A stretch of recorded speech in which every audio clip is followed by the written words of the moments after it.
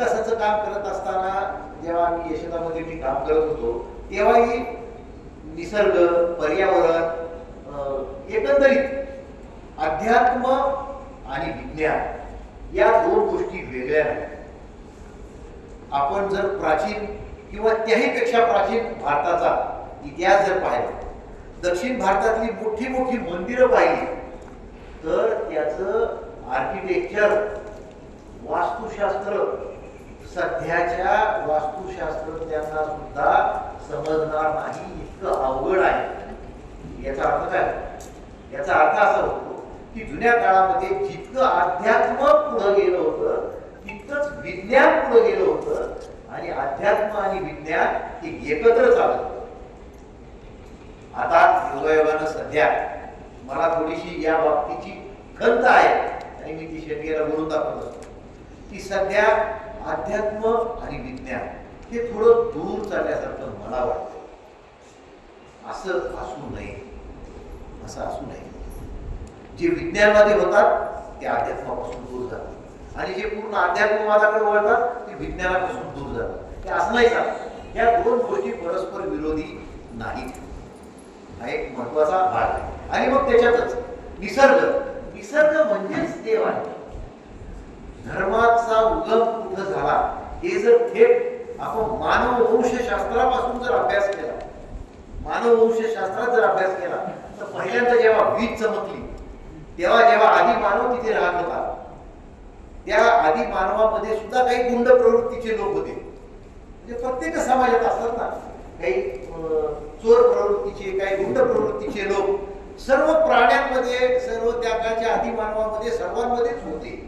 मग त्या गुंड प्रवृत्तीच्या लोकांना भीती दाखवण्यासाठी तात्कालीन आदी मानवाने सांगितलं तू नीट वाग नाही तर ती वीज चमकते, देव कोपतो. असं म्हणजे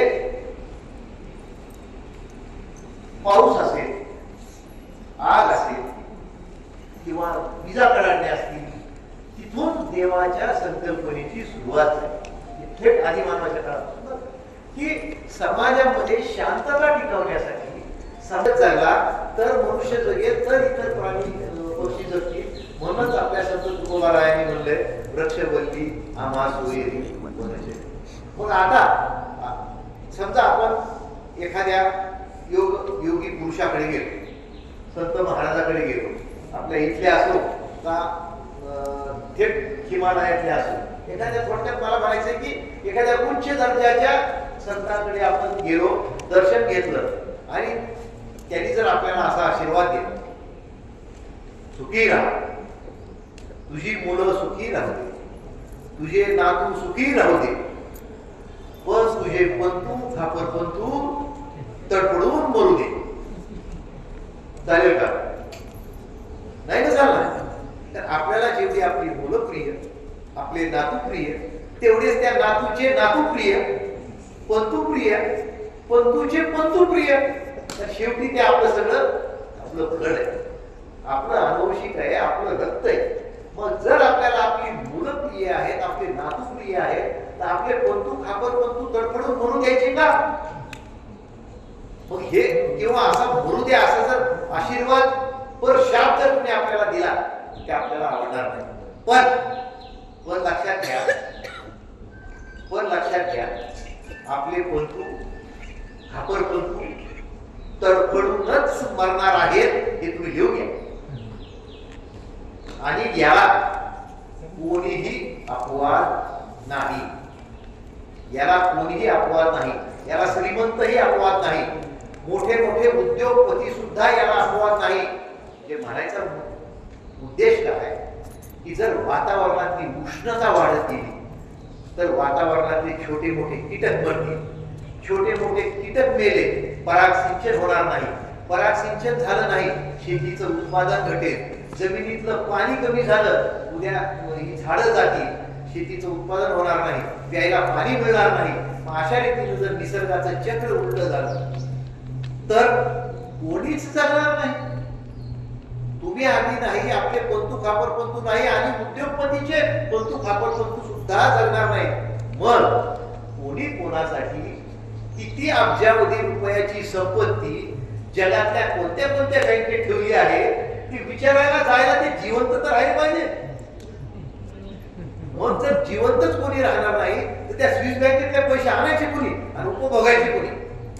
म्हणजे अगोदर आपल्या जगायचं पहा, आपल्या पुढच्या पिढ्या जगवायचं पहा आणि मग त्यांच्याकरता प्रॉपर्टी करायचं पहा. हा मूळ मुद्दा आहे. म्हणून आपला जास्त वेळ न घेता एका कवितेत निसर्गाचा रक्षणाचा एक समारोप एका कवितेनं करतो. शहरे बकाल झाली, खेडी भकास झाली. शहरे बकाल झाली, खेडी भकास झाली. विकले इमान त्यांची, माळी झकास झाली. शहरे बकाल झाली, खेडी भकास झाली. विकले इमान त्यांची, माळी झकास झाली. रानात राहिले ना आता कुठेच पाणी.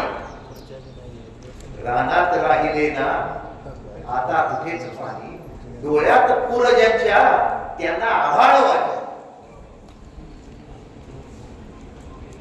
आधार पेलवेना निष्प्राण डोंगरांना.